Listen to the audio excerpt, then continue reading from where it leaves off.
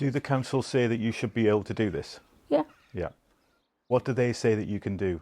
They said I can walk. Show me that. Shaking like a leaf.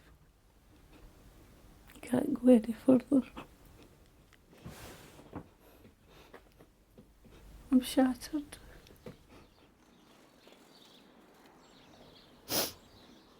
You okay? Graham and Angela Carson are among more than 1 million older people in Britain who need vital help in their own home. Graham suffers from muscular dystrophy. Angela has Guillain-Barré syndrome, which means her immune system attacks her nerves and joints. Carers are needed several times a day to help move Graham and prepare meals for them both. Hello, it's Graham. Just want to know if the council have been on for Angela's care package. It's a week before Christmas, and Angela has been told by her local council that she can no longer have a home carer to help her. And Graham's care package is being reduced. They're shocked.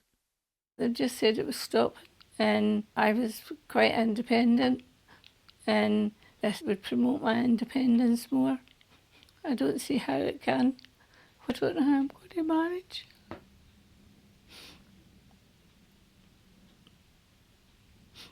I don't want to get upset.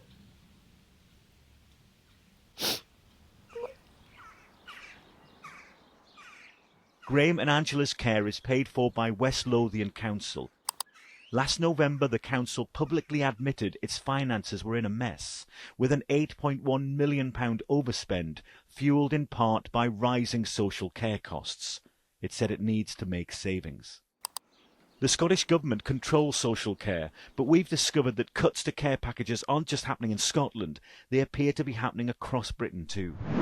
An exclusive Sky News survey of domestic care providers across Scotland, England and Wales indicates a worrying trend of cuts to these services in the last 2 years.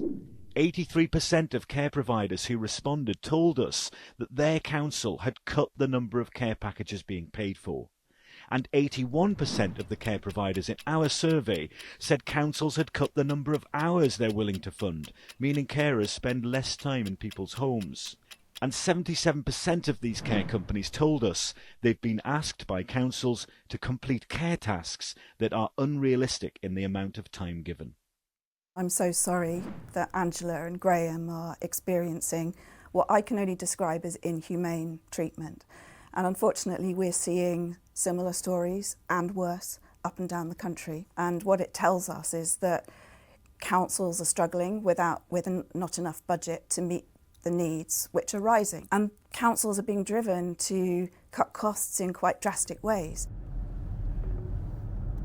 So it's been about 3 weeks since we last saw Graham and Angela, and since then Angela has had all of her care cancelled and Graham has had a fair chunk of his taken off him as well. So I'm going to go and catch up with them and see what life is like for them now.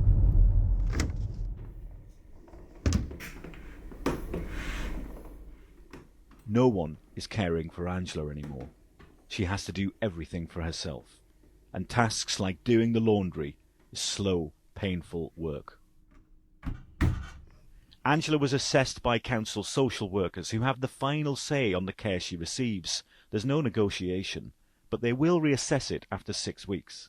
I suppose it's this bit that's probably most significant, and it's brief. Care no longer required. Yeah. Angela shows me how difficult it still is for her to stand and walk. Every time she's getting out of her wheelchair, Nick, that is how she does it. You see me trying to get up now. I wasn't put that on, that's me trying to get up. Angela is now preparing meals for Graham and herself. She's doing the laundry, she's going out to do the shopping, and she's making hot drinks. Just put your hand on your heart for me. How has it been? Terrible. Terrible. I go to bed at night and that's all I can think about. I feel like I don't exist anymore. I feel if I wasn't here it wouldn't matter.